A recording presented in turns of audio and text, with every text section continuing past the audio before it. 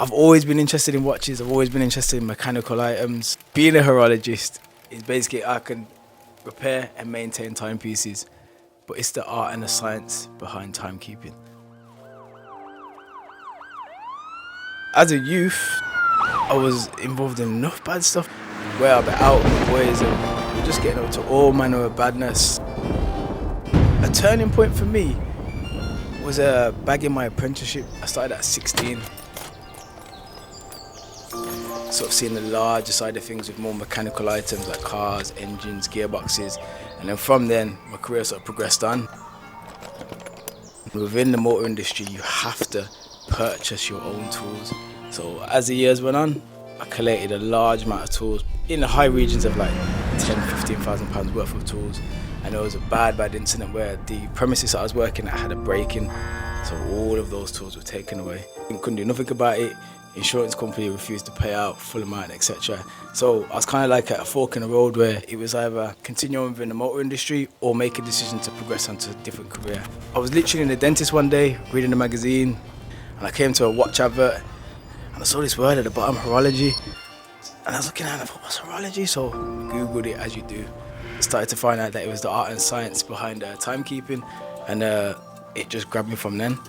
The first 6 months of being at university, I was finding it hard because the social crowd is different. They're all from like Bournemouth and these very far areas that I've never been to, never experienced anyone from these areas.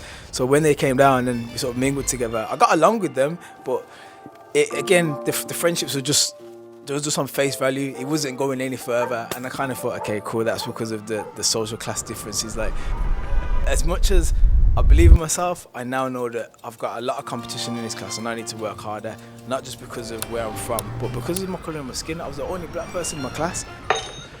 I had no prior experience in dismantling watches, anything. The only experience I had really was, oh, that watch is cool, and looking at them and visually seeing that they're amazing.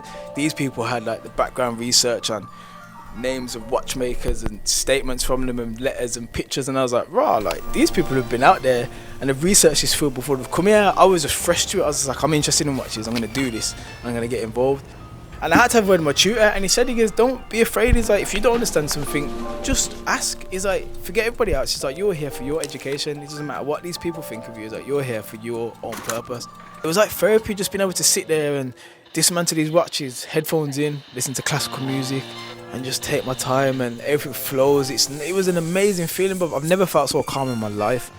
The freedom of being able to sort of take your time and perfect dismantling these movements, inspecting the movements, ensuring that everything's okay, cleaning these movements, re-oiling them, reassembling them, and then actually seeing them spring back to life. It was like a massive goal sort of accomplished. Just being able to sort of, going from sort of visualizing something and then putting it down on paper and then seeing it come to life, knowing all the hard work you put into it and then seeing it, it's like a massive milestone. It's like, okay, cool, I've followed through with the whole process. The next step now is just to create more.